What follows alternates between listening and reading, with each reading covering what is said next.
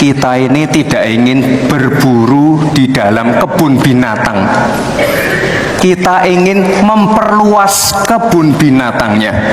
Akan disediakan makan siang gratis dan susu gratis. Binatangnya kita gemukkan. Artinya apa? Membuka dunia usaha baru. Ketika hamil harus dicek. Ya, misalnya asam sulfat, yodium.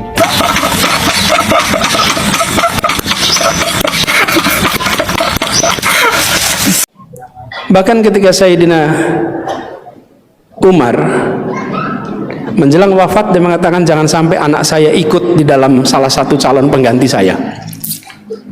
Sayyidina Ali mengatakan jangan sampai anak saya ikut di dalam salah satu pengganti saya.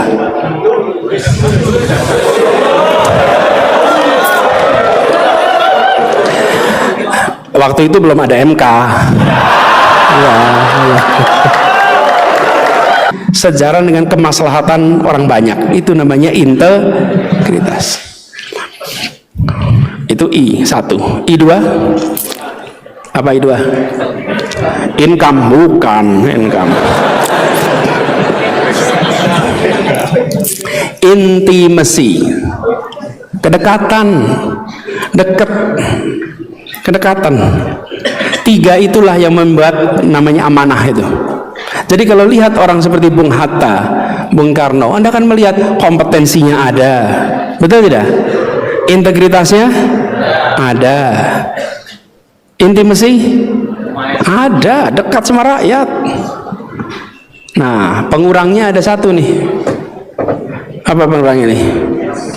Self interest, kepentingan pribadi. Hari ini Bung Bilal yang kegedean itu namanya SI.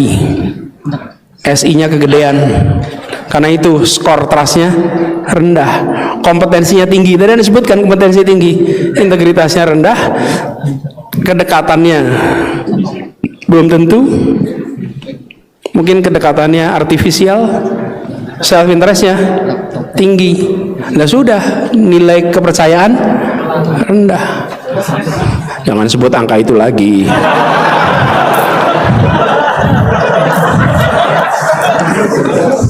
Saya aja nggak ngulang, nanti masalah nanti kan.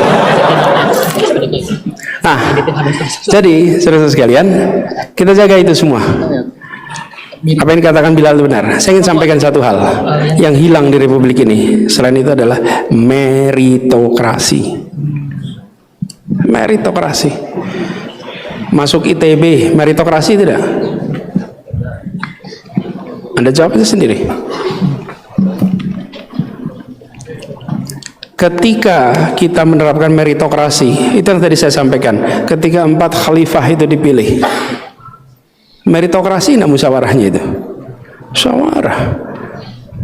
Ketika Abu Bakar As-Siddiq radhiyallahu anhu dipilih, itu berdasarkan syura. Sayyidina Umar, Sayyidina Uthman, Sayyidina Ali, itu meritokrasi, rapat, diskusi, dicari yang terbaik di antara semua. Bahkan ketika Sayyidina Umar menjelang wafat, dia mengatakan jangan sampai anak saya ikut di dalam salah satu calon pengganti saya. Sayyidina Ali mengatakan jangan sampai anak saya ikut di dalam salah satu pengganti saya.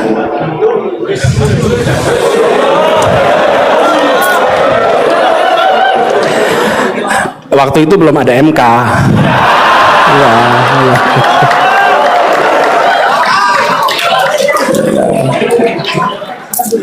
Untung belum ada MK. Waktu itu dikatakan jangan sampai anak saya menjadi salah satu. Jangan. Anda pilih semuanya, meritokrasi. Itulah sebabnya kenapa kita harus jaga. Tapi juga jangan kalau ada yang berprestasi hanya karena dia anaknya lalu dihambat.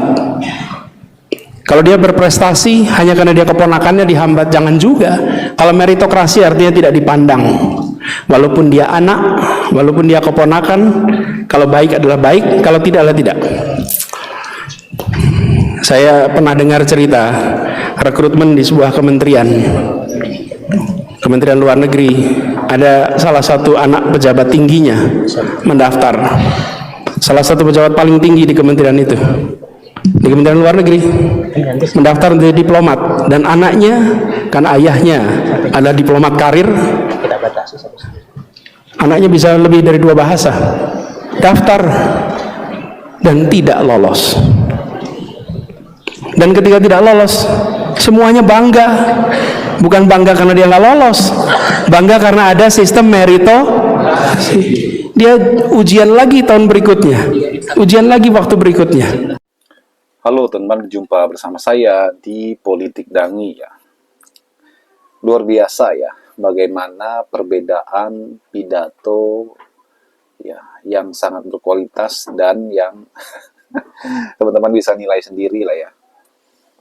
Ketika Gibran pidato pada saat kampanye dulu teman-teman, itu menuai sebuah hujatan ya, karena statementnya dia itu, analoginya itu membuat susah untuk memahaminya. Gibran mengatakan ya ingin menggemukkan kebun binatangnya. Ujung-ujungnya kan malah kabinetnya yang gemoy ya. Terlalu banyak kemudian para menteri dan wakil menteri, teman-teman. Kemudian bagaimana pernyataan dari Gibran ya pada saat berdiskusi dengan masyarakat. Ia katakan ya ingin memberikan sebuah terobosan, yaitu ya ibu hamil harus dikasih asam sulfat. Dan inilah menjadi ejekan pada saat itu, teman-teman ya, asam sulfat ya. Ya sebenarnya asam folat, teman-teman, bukan asam sulfat ya kan. Dikira aki motor. Dan kalau kita lihat bagaimana Anies Baswedan ya, per hari ini beliau betul-betul menunjukkan kehebatannya ya dalam menjadi seorang yang luar biasa, teman-teman.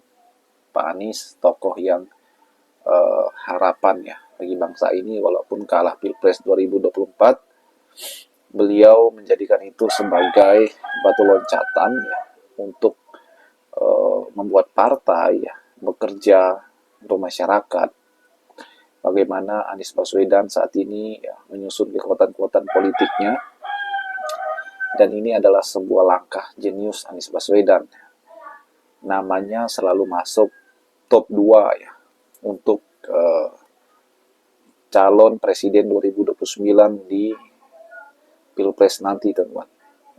Artinya Anies berpotensi bersaing dengan Prabowo. Biar bagaimanapun ya, Anies adalah tokoh yang berpotensi mengalahkan Prabowo ya, karena namanya itu tidak jauh berbeda dengan Prabowo, teman-teman.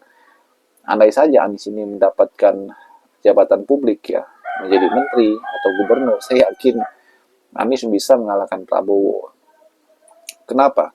Karena Anies ya, makanya inilah alasan kenapa Anies dijegal waktu ingin maju sebagai cagup di Jakarta, teman-teman. Banyak yang takut dengan Anies. Bagaimana menurut kalian?